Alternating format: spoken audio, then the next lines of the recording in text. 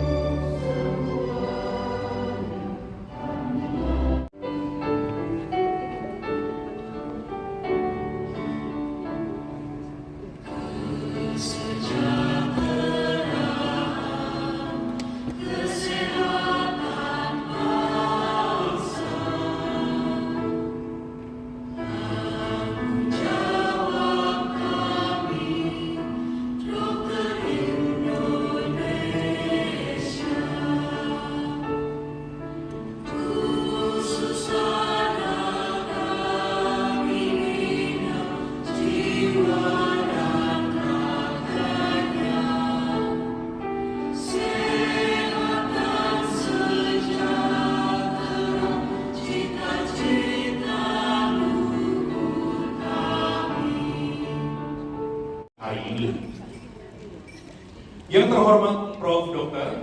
Pada pagi ini kita akan bersama-sama mengikuti workshop yang kali ini mengambil tema peran bifidobakteria dalam kesehatan saluran cerna, imunitas, dan tumbuh kembang anak. Sebagai informasi, rangkaian kegiatan hari ini akan meliputi penyampaian paparan ilmiah mengenai konsep dasar peran mikrobiota pada kesehatan saluran cerna, imunitas, dan pertumbuhan anak, bifidobakteria dan gangguan perilaku pada anak. 3 sesi workshop membahas 3 studi kasus bersama dengan course director dan para fasilitator, yaitu pendekatan tata laksana gangguan saluran cerna fungsional, pencegahan alergi. Assalamualaikum warahmatullahi wabarakatuh. Salam sejahtera buat kita semua. Dan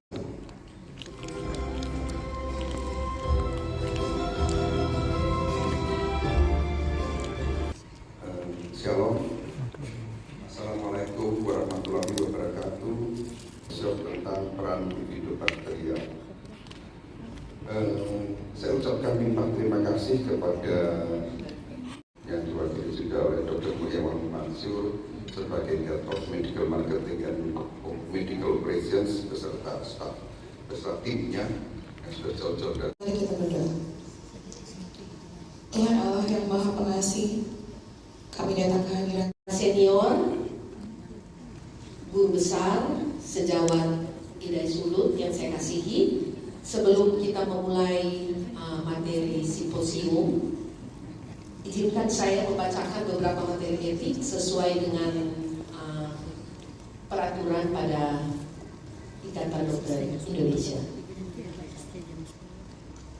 Profesor Dr. Budi Setia Budiawan, spesialis anak subspesialis alergi imunologi konsultan, MKes.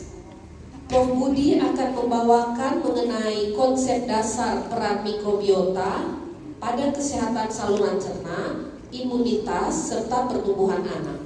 Materi pertama ini akan memakan waktu 15 menit. Dan sebelumnya saya akan membacakan subspesialis alergi imunologi konsultan MKes merupakan seorang guru besar pada Departemen Ilmu Kesehatan Anak, Fakultas Kedokteran Universitas Padjadjaran, dan bekerja pada Rumah Sakit Hasan Sadikin Bandung. Dan kesempatan ini saya akan menyampaikan topik pertama, yaitu mengenai konsep dasar peran bifidobakteria pada kesehatan saluran cerna, imunitas, dan otak anak. pada presentasi ini saya tidak ada konflik interest ya. Teman sejawat yang saya hormati, mengapa kita perlu membicarakan mengenai bifidobakteria ini? Karena bifidobakteria adalah spesies mikrobiota yang paling dominan pada usia dini setelah lahir. Unik di hewan ini yang disebut dengan non-HRB. Ini spesies bifidobakteria yang hidup di dalam tubuh manusia dan di dalam hewan itu berbeda ya jenisnya. Begitu juga ada perbedaan antara HRB yang di infant maupun yang di dewasa. Ini impact terhadap organ aksis. Sini kita lihat. Kemudian perlu saya sampaikan juga bahwa kami di sini sebagai expert tim yang expert dari Morinaga, kami sudah melakukan berbagai produksi produk ya berupa tulisan, berupa naratif review yang ada pada. Mungkin nanti kami akan mengundang yang pertama adalah Prof. Hegar untuk menyampaikan hubungan antara kesehatan gastrointestinal dengan mikrobiota khususnya dengan bifidobakteria. Sekian, terima kasih.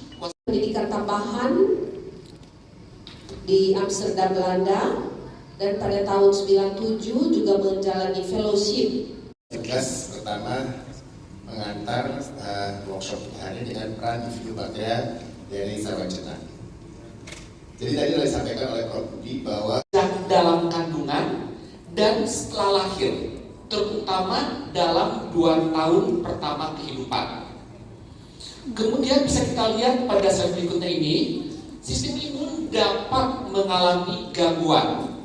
Salah satu gangguan dari sistem imun adalah ketidakmampuan sistem imun untuk membedakan komponen diri sendiri dan komponen dari eksternal yang kita kenal dengan hilangnya toleransi. Jadi pada topik saya ini nanti akan lebih menekankan kepada toleransi. Jadi di sini terjadi gangguan hilangnya toleransi. Apabila hilangnya toleransi sistem imun terhadap antigen diri sendiri yang kita kenal dengan penyakit autoimun dan menurunkan tingkat keparahan alergi pada bayi. Nanti bisa kita lihat dari penelitian yang akan saya sampaikan pada akhir dari topik saya ini. Ya. Nah, cerita ke sini. Topik saya hormati ini adalah proses dari alergi.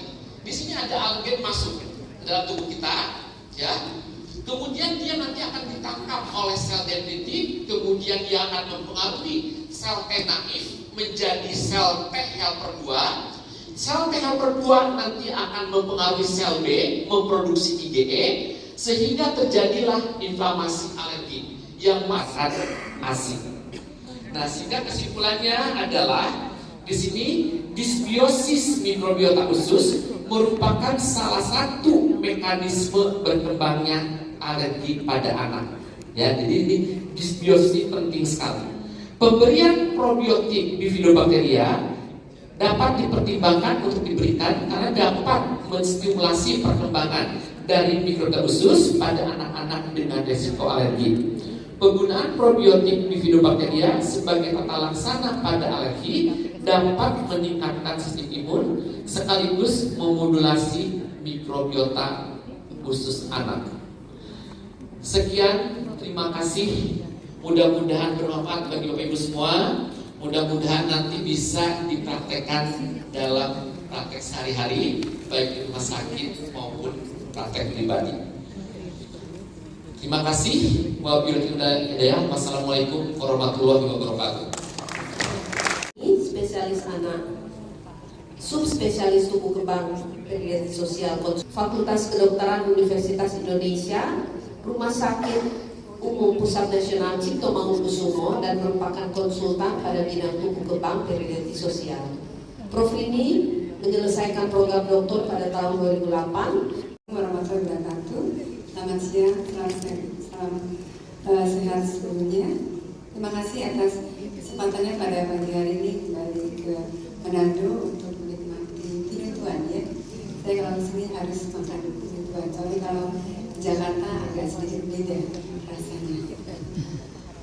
Saya menyambung pembicaraan dari Prof. Vega dan Prof. Budi mengenai peran mikrobiota dan kaitannya dengan dampak jangka panjang terhadap perilaku anak.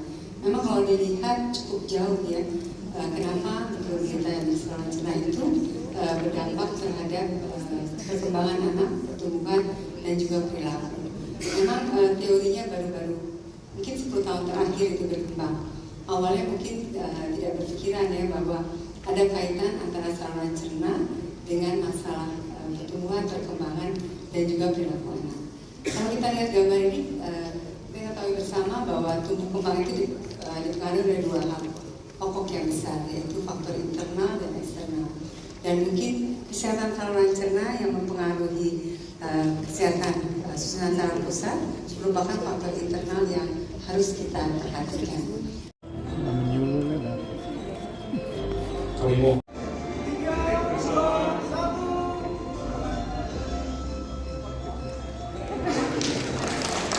terima kasih kepada Profesor Dr. dan Bapak Ibu sekalian. Kami persilakan untuk kembali ke tempat duduk.